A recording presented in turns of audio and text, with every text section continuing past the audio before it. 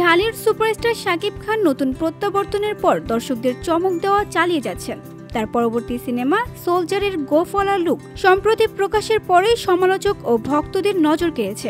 শুক্রবার সকালে রাজধানীর বনানীর একটি প্রতিষ্ঠানের নতুন আউটলেট উদ্বোধনীতে হাজির হন এই নায়ক। দর্শকরা শাকিব খানের আগমনে উল্লাসে ফেটে পড়েন এবং শাকিব খান বলে চিৎকার করতে থাকেন। নায়ক ও ভক্তদের এই ভালোবাসার জবাব দেন। আউটলেটের নিচে এসে সবার সঙ্গে সৌজন্য দেখান।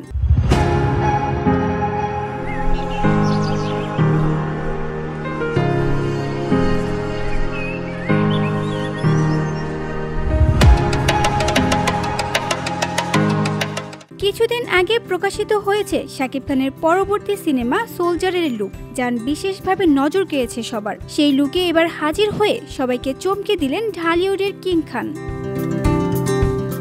নির্মাতা সাকিব ফাহাদ নির্মাণ করেছেন সোলজার সিনেমা। এতে তার বিপরীতে অভিনয় করেছেন ছোট পর্দার অভিনেত্রী তানজিন তিশা। সবকিছু ঠিক থাকলে আগামী বছর সিনেমাটি মুক্তি পাবে। VOD Bangla news desk.